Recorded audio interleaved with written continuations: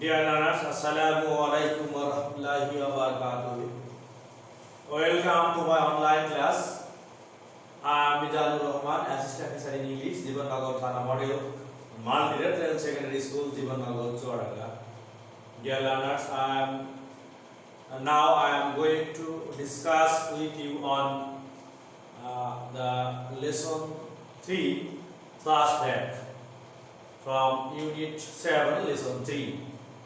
Dear learners, after completing the lesson, you will be able to know about Parthaprati Majumdar, about Majumdar's family, the cultural activities of his family, that is the cultural activities of Majumdar's family, and Majumdar's father, that means the Majumdar's father occupation.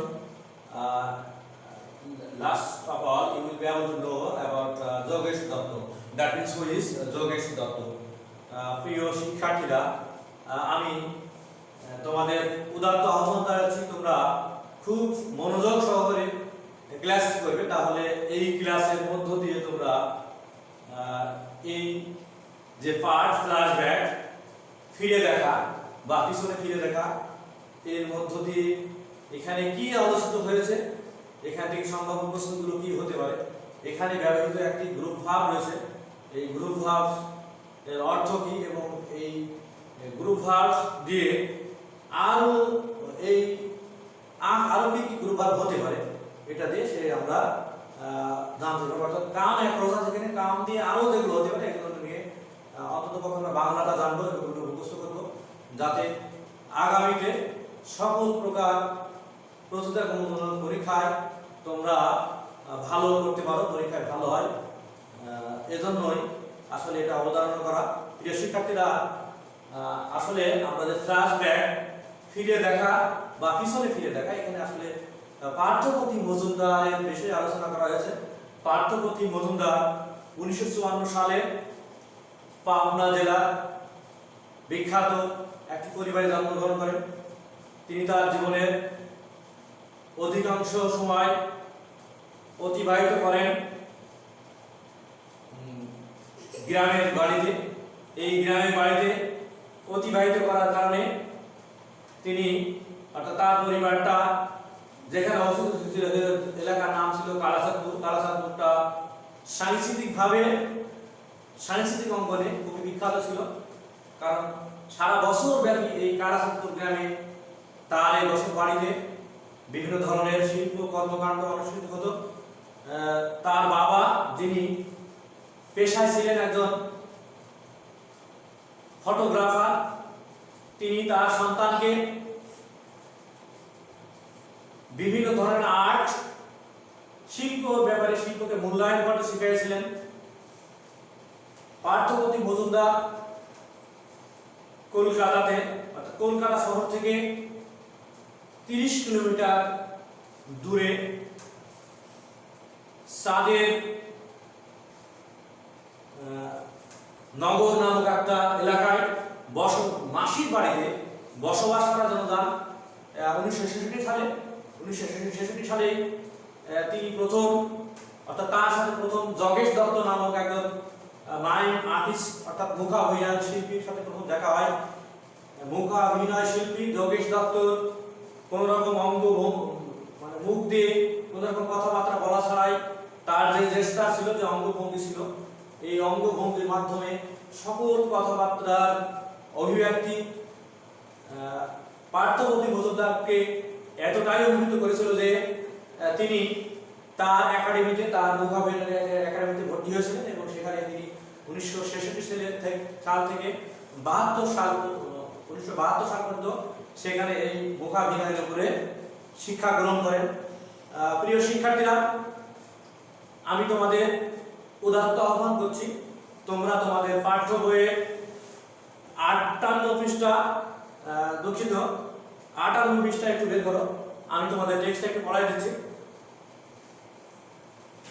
আমাদের লেসনের নাম হচ্ছে flashback, ফিরে দেখা বা পিছনে ফিরে দেখা। আমরা টেক্সটটা পড়ি।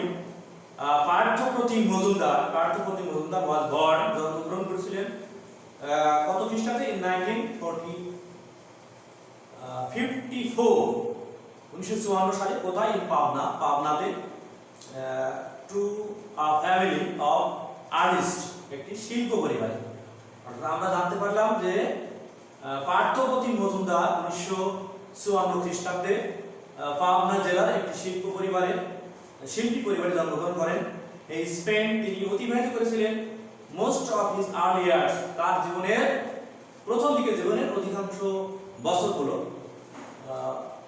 কোথায়? ইন হিজ অ্যানসেস্ট্রাল মানে পৈতৃক হোম, তার পৈতৃক বাড়িতে তার জীবনের প্রথম সময়গুলো অতিবাহিত করেছিলেন। বাড়িটা কেমন ছিল? One of his biggest house, সেটা ছিল বেশ বড় বাড়ি, সিচুয়েটেড ইন, যেটা অবস্থিত ছিল কোথায়? এই স্মল লোকালিটি, একটা ছোট জনপদে, নোন অ্যাজ, যেটা কি নামে পরিচিত? নোন অ্যাজ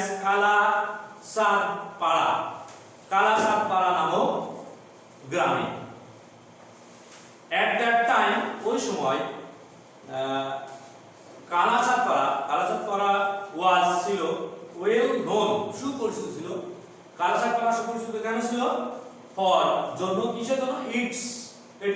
এটির মানে এই গ্রামের কি জন্য? কালচারাল অ্যাক্টিভিটিস, সাংস্কৃতিক কর্মকাণ্ডের জন্য। কালাচাঁদপুর কেন সুপরিচিত ছিল? সাংস্কৃতিক কর্মকাণ্ডের জন্য। দেয়ার ওয়ার ফেস্টিভ্যালস, উৎসব থাকতো, এন্ড ভ্যারিয়াস টাইপস অফ, বিভিন্ন ধরনের কালচারাল শোজ, সাংস্কৃতিক প্রদর্শনী থাকতো। কোথায়? রাউন্ড দ্য ইয়ার, সারা বছরব্যাপী এই কালাচাঁদপুরে বিভিন্ন ধরনের উৎসব এবং সাংস্কৃতিক প্রদর্শনী লেগেই থাকতো। মজুমদারের বাবা পেশায় ছিলেন কে? এই ফটোগ্রাফার, একজন আলোকচিত্র গ্রাহক বা শিল্পী, বা ফটোগ্রাফার বললে আমরা ভালো বুঝি। বাই প্রফেশন, পেশায়। ওয়াজ, তিনি কি ছিলেন? ওয়াজ অ্যান আর্ট লাভার, একজন শিল্প প্রেমিক ছিলেন। অর্থাৎ তিনি শিল্পকে ভালোবাসতেন। কে শিল্পকে ভালোবাসতেন? মজুমদারের বাবা। মজুমদার শিল্পের প্রতি আকৃষ্ট হয়েছিল, অর্থাৎ মাইন্ড বা মুখাভিনয় যে আকৃষ্ট হয়েছিল, তার কারণ হচ্ছে তার বাবা তাকে শিল্পকে মূল্যায়ন করতে শিখিয়েছিল এবং শিল্পের প্রতি যত্নশীল হওয়ার জন্য উৎসাহিত করেছিল। আমরা তারপরে বলি হি টট, তিনি শিখিয়েছিলেন, অ্যান্ড ইন্সপায়ার্ড হিজ সন, তার সন্তানকে উৎসাহিত করেছিলেন, টু অ্যাপ্রিসিয়েট, মূল্যায়ন করতে। কি মূল্যায়ন করতে? ডিফারেন্ট ফর্মস অফ আর্ট, বিভিন্ন ধরনের শিল্পের মূল্যায়ন করতে, এবং তিনি শিখাইছিলেন এবং মূল্যায়ন করতে শিখাইছিলেন যথাযথভাবে বিভিন্ন ধরনের শিল্পের। অর্থাৎ তার বাবার কাছ থেকে শিল্পের প্রতি যে ভালোবাসা, সেটা পাওয়া হচ্ছে তার বাবার কাছ থেকে। অর্থাৎ মজুমদারের বাবার কাছ থেকেই মজুমদার শিল্পের প্রতি যে ভালোবাসা, আগ্রহ, সেটা পেয়েছিল। মজুমদার গিয়েছিল টু লিভ, বাস করতে গেছিল কার সাথে? উইথ হিজ আন্ট, তার মাসির সাথে। আমরা আন্ট মানে জানি, খালা কিন্তু আমরা যেহেতু মজুমদারের ব্যাপারে বলা হয়েছে, ধর্মীয় একটা হিসাব আছে, এখানে আমরা এখানে মাসিটা বেশি বলবো, আন্ট মানে খালা না বলে মাসি বলবো। কোথায় গেছিল? মাসির কাছে। কোথায়? ইন চাঁদের নগরটা কোথায় ছিল? 30 কিলোমিটার অ্যাওয়ে, 30 কিলোমিটার দূরে ফ্রম কলকাতা থেকে। কত খ্রিস্টাব্দে গেছিল? ইন 1966 সালে। অর্থাৎ মজুমদার 1966 সালে তার মাসি, যেটাকে আমরা খালা বলে থাকি, তার কাছে গিয়েছিল বাস করার জন্য বা থাকার জন্য বা বেড়ানোর জন্য। 1966 খ্রিস্টাব্দে এই জায়গাটা হচ্ছে কলকাতা শহর থেকে 30 কিলোমিটার দূরে অবস্থিত। ইট ওয়াজ দেয়ার, সেখানে that he first came across, তার প্রথম সাক্ষাৎ হয়েছিল। কাম অ্যাক্রস থেকে কেম অ্যাক্রস, কাম থেকে কেম অ্যাক্রস, সাক্ষাৎ হয়েছিল, হঠাৎ দেখা হয়েছিল। কার সাথে দেখা হয়েছিল? এই মাইম আর্টিস্ট, একজন মুখাভিনয় শিল্পীর সাথে দেখা হয়েছিল। নাম তার কি? নামে জগেশ দত্ত নামে। অর্থাৎ এই 1966 সালে এই কলকাতার যে চাঁদের নগর জায়গাটা, এই জায়গায় তার জগের দত্ত নামক মূকাভিনয়ের শিল্পীর সাথে তার দেখা হয়েছিল। তারপরে কি ঘটেছিল? দি ওয়ে যেভাবে দত্ত ন্যারেটেড স্টোরিজ, যেভাবে দত্ত গল্প বর্ণনা করেছিল, উইদাউট আটারি, কোন উচ্চারণ ছাড়াই, কিসের উচ্চারণ? এ সিঙ্গেল সাউন্ড, কোন ধরনের একক কোন শব্দ উচ্চারণ ছাড়াই যেভাবে গল্প বলেছিল। লেফট, এখানে লেফট মানে ডিড, লেফট মজুমদার স্পেল বাউন্ড, মজুমদারকে করেছিল মনোমুগ্ধকর বা সম্মোহিত করেছিল। হি টুক লেসন, লেসন তিনি পাঠ গ্রহণ করেছেন বা তিনি শিক্ষা গ্রহণ করেছিলেন। কিসের শিক্ষা? অন মাইন্ড, মূকাভিনয়ের মধ্যে শিক্ষা গ্রহণ করেছিলেন। কোথা থেকে? ফ্রম দত্ত, দত্তর কাছ থেকে। ইন জগেশ দত্তস মাইম একাডেমি, জগেশ দত্তর মূকাভিনয়ের যে একাডেমি ছিল সেখান থেকে। কোথায় ছিল সেটা? ইন কলকাতা, কলকাতাতে। কত সাল থেকে কত সাল পর্যন্ত? ফ্রম 1966 টু 1974, 1966 থেকে 72 সাল পর্যন্ত তিনি এখানে জগেশ দত্তের যে একাডেমি, মূকাভিনয়ের একাডেমি, এখানে তিনি শিক্ষা গ্রহণ করেছিলেন। প্রিয় শিক্ষার্থীরা, আমি এবার তোমাদের সাথে এখানে ব্যবহৃত কাম অ্যাক্রস, হঠাৎ দেখা পাওয়া বা দেখা হওয়া, এখানে যে কাম অ্যাক্রস একটি গ্রুপ ভার্ব এর কথা বলেছে। কাম দিয়ে আর কি কি গ্রুপ ভার্ব হতে পারে সেগুলো আমরা একটু শিখে নেওয়ার চেষ্টা করি। প্রিয় শিক্ষার্থীরা, আমরা আমাদের লেসনে ক্লাস ব্যাকে একটি গ্রুপ ভার্ব ব্যবহৃত হয়, তা হচ্ছে কাম অ্যাক্রস। এই কাম দিয়ে আরো কি গ্রুপ ভার্ব হতে পারে তা একটু দেখি। প্রথমে come about, come out about মানে ঘটা। নাম্বার 2 কাম অ্যাক্রস মানে হঠাৎ দেখা পাওয়া বা সাক্ষাৎ হওয়া বা মনে উদিত হওয়া। তারপরে নাম্বার 3 কাম আফটার, কাউকে অনুসরণ করা। আরেকটা বাংলা আছে, এটা হচ্ছে পিছনে তাড়া করা। নাম্বার 4 কাম অ্যালোং, বাংলা হচ্ছে তাড়াতাড়ি করা। তারপরে হচ্ছে এসে পড়া, উপস্থিত হওয়া, আরো চেষ্টা করা। নাম্বার 5 কাম অ্যাওয়ে, যার বাংলা হচ্ছে চলে যাওয়া। এর কাম অ্যাওয়ে ফ্রম যদি হয় তাহলে বিচ্ছিন্ন হওয়া। কাম অ্যাট মানে হচ্ছে আক্রমণ করা, কারো বা কিছু নাগাল পাওয়া, কারো দিকে তেড়ে আসা। নাম্বার 7 কাম বাই, হঠাৎ পাওয়া বা চেষ্টার মাধ্যমে পাওয়া। কাম ব্যাক মানে ফিরে আসা বা পুনরায় চালু করা। নাম্বার 9 কাম বিফোর, আলোচনার বিষয় হিসেবে সামনে আসা বা সামনে আসা। নাম্বার 10 কাম বিটুইন, কোনো কিছু পেতে কাউকে বাধা দেয়া বা কোন সম্পর্কের ক্ষেত্রে বাধা হয়ে দাঁড়ানো।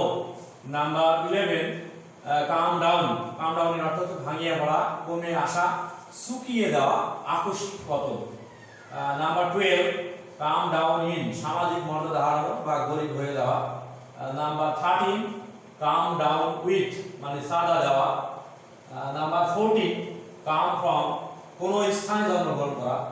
নাম্বার 15 কাম ফরওয়ার্ড, এগিয়ে আসা। নাম্বার 16 কাম ইন, জোয়ারে ফুলে ওঠা। ফুলে ওঠা কিসে ফুলে ওঠা? জোয়ারে ফুলে ওঠা। আর আরো অর্থ হয় সেটা হচ্ছে সময়োপযোগী হওয়া, চালু হওয়া, ভূমিকা পালন করা, নির্বাচিত হওয়া বা ক্ষমতাসীন হওয়া। নাম্বার 17 কাম অফ ওয়ে, বংশোদ্ভূত হওয়া মানে কোন বংশে জন্মগ্রহণ করা। তারপর number 18 come of odd, of মানে সম্পন্ন হওয়া, সংগঠিত হওয়া, সফল বা ফলপ্রসূ হওয়া, নেমে যাওয়া বা পড়ে যাওয়া। নাম্বার 19 কাম অন মানে শুরু করা বা হওয়া, অনুসরণ করা, আরোগ্য লাভ করা বা উন্নতি লাভ করা। নাম্বার 20 কাম আপন, হঠাৎ দেখা পাওয়া বা হঠাৎ আক্রমণ করা। কাম আপ মানে দেখা হওয়া বা মাটি ভেদ করে ওঠা। নাম্বার 22 কাম আপ উইথ, কারো বা কিছু নাগাল পাওয়া। তারপরে নাম্বার 23 কাম আপ টু মানে অনুরূপ হওয়া। নাম্বার 24 কাম আপ এগেইনস্ট, অসুবিধার সম্মুখীন হওয়া বা আলোচনার জন্য কোনো কিছু উত্থাপিত হওয়া। কাম আউট প্রকাশিত হওয়া, জানাজানি হওয়া বা আবির্ভূত হওয়া। কাম ওভার মানে মত বা পক্ষ পরিবর্তন করা, মনে আসা, দূরবর্তী কোনো স্থান থেকে আসা। নাম্বার 27 কাম টু মানে উপনীত হওয়া, আরোগ্য লাভ করা, সংজ্ঞা লাভ করা। নাম্বার 28 কাম রাউন্ড মানে আরোগ্য লাভ করা, সংজ্ঞা ফিরে পাওয়া বা সোজা পথে প্রবৃত্তে ঘুরে আসা। প্রিয় শিক্ষার্থীরা, আমি তোমাদের পাঠ্য বইয়ের নিচে একটি ম্যাসিং আছে, তা একটু বলে দিই, তোমরা বাসায় কাজটি করবে। এই কলামে আছে Majumdar was very much impressed, খুবই ইমপ্রেসড হয়েছিলেন, মানে অভিভূত হয়েছিলেন। কি দ্বারা অভিভূত হয়েছিলেন? এখানে আমরা ডান দিকে মেলাতে পারি ই নাম্বার হচ্ছে হোয়ের হি স দত্তস পারফরম্যান্স, যখন তিনি দত্তর পরিবেশনা দেখেন তখন তিনি খুবই অভিভূত হয়েছিলেন। এবার বাম দিকের কলাম 2 কলামের 2 নম্বরটা, এই স্পেন্স তিনি ব্যয় করেছিলেন মোস্ট অফ হিজ চাইল্ডহুড, তার জীবনের অধিকাংশ সময় স্পেন্ট ব্যয় করেছিলেন। কোথায় ব্যয় করেছিলেন? সি নাম্বারটা বলতে পারি, ইন হিজ ওন ভিলেজ, তার নিজের গ্রামে ব্যয় করেছিলেন। নাম্বার 3 বাম দিকে নাম্বার 3 হিজ ফাদার, তার বাবা, এর সাথে আমরা মিলাতে পারি ডান দিকের এ লাভ আর্ট, তার বাবা ছিলেন শিল্প প্রেমী। তারপরে ভালোবাসতেন, শিল্পকে ভালোবাসতেন, তাও বলতে পারি আমরা। নাম্বার 4 বাম দিকের ম্যাসিং এর নাম্বার 4 হচ্ছে the people of his locality, তার এলাকার লোকেরা। এর সাথে আমরা মিলাতে পারি ডান দিকের ডি নাম্বারটা, অর্থাৎ ওয়্যার কালচারালি অ্যাক্টিভ, সাংস্কৃতিকভাবে খুব সক্রিয় ছিল তার এলাকার লোকেরা, সাংস্কৃতিকভাবে খুব সক্রিয় ছিল, তার মানে হচ্ছে তার এলাকার লোকেরা সাংস্কৃতিক মনা ছিল। তারপরে হিজ ফাদার মেড, তার বাবা তৈরি করেছিলেন। এর সাথে আমরা মিলাতে পারি নাম্বার বি হিম, তাকে তৈরি করেছিলেন কিভাবে? টু ভ্যালু, মূল্যায়ন করে শিখিয়েছিলেন অল ফর্মস অফ আর্ট, সকল ধরনের শিল্পকে মূল্যায়ন করে তার বাবা তাকে শিখিয়েছেন। অর্থাৎ তার যে শিল্পের প্রতি টান বা আগ্রহ, এটা তার বাবার কাছ থেকে পাওয়া। প্রিয় শিক্ষার্থীরা, আমি তোমাদের এবার বাড়ি কিছু কাজ দেব, তোমরা বোর্ডে লক্ষ্য করো। আমি 5টা প্রশ্ন দিই। Question number A, where did Majumdar take lesson on mime, কোথায় মজুমদার মাইমের উপর, মুখাভিনয়ের উপরে শিক্ষা গ্রহণ করেছিলেন। হাউ লং, আমরা তা প্যাসেজ মধ্যে বুঝতে পেরেছি যে কলকাতায় জগেই দত্তর একাডেমি থেকে গ্রহণ করেছিলেন। How long Majumdar take lesson from Dutta, Dutta কাছে তিনি কতদিন ধরে শিক্ষা গ্রহণ করেছেন? আমরা জানি যে 1966 থেকে 72 সাল পর্যন্ত তিনি দত্তর একাডেমিতে এই মাইম আর্টের উপরে শিক্ষা গ্রহণ করেছিলেন। তারপর হোয়াই ওয়াজ কালাচাঁদ পাড়া ফেমাস, কালাচাঁদ পাড়া বিখ্যাত কেন? আমরা জানি কালাচাঁদ পাড়া বিভিন্ন ধরনের কালচারাল অ্যাক্টিভিটিসের কারণে বিখ্যাত। হাউ ফার ইজ চাঁদের নগর ফ্রম কলকাতা, কলকাতা থেকে চাঁদের নগর কত দূরে? আমরা প্যাসেজ করে জানতে পেরেছি যে কলকাতা থেকে চাঁদের নগরের দূরত্ব হচ্ছে 30 কিলোমিটার।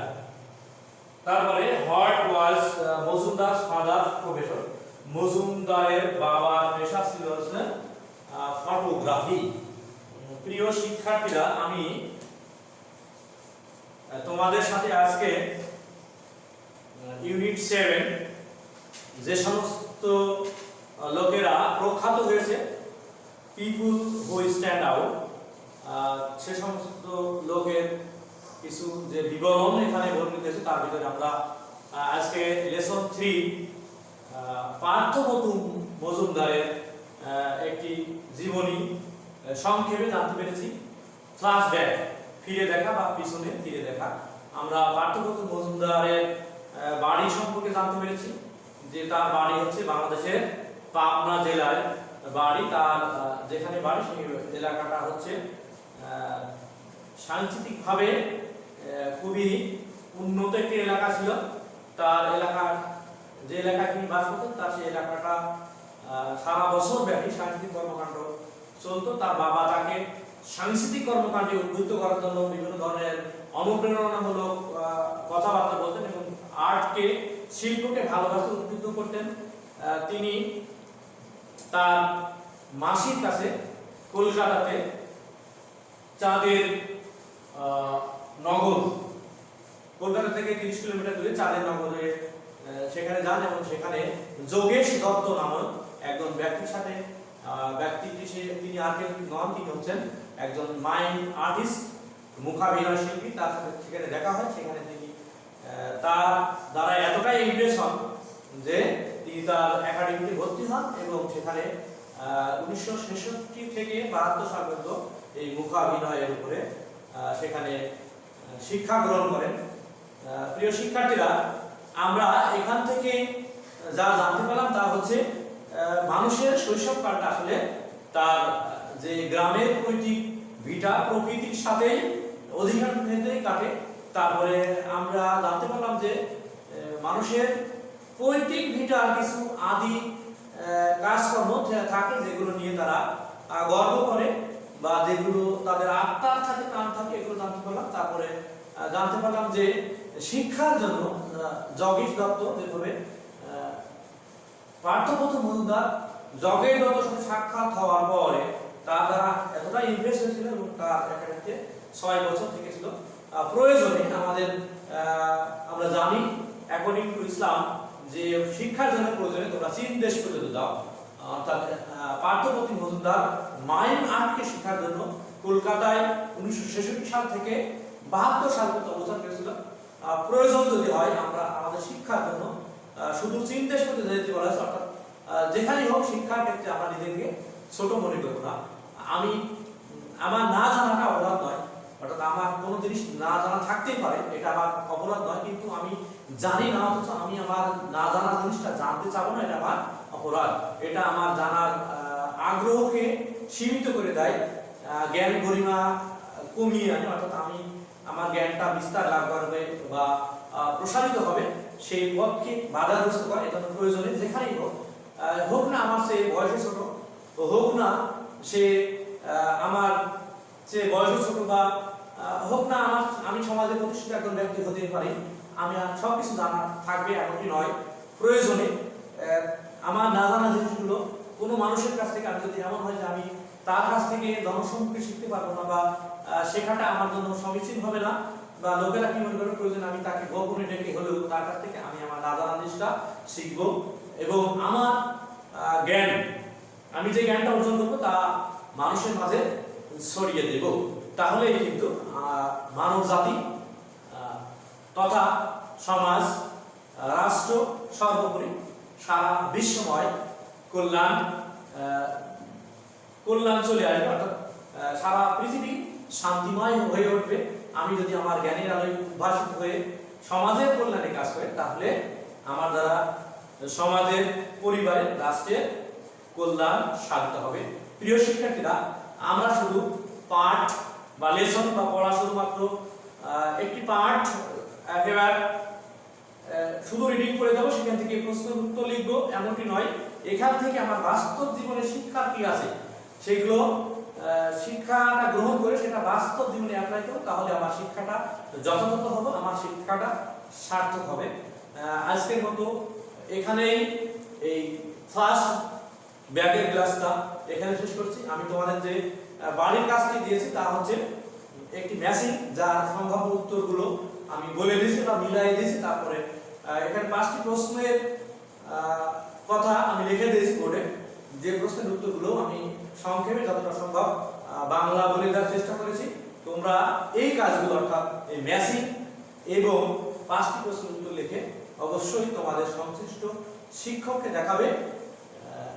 মহান আল্লাহ আমাদের সকলকে হেফাজত করুন, রক্ষা করুন, সকল প্রকার বিপদ আপদ বালা মুসিবত থেকে আল্লাহ আমাদের বাঁচিয়ে নিন। আমিন। আসসালামু আলাইকুম ওয়া রাহমাতুল্লাহি ওয়া বারাকাতুহু।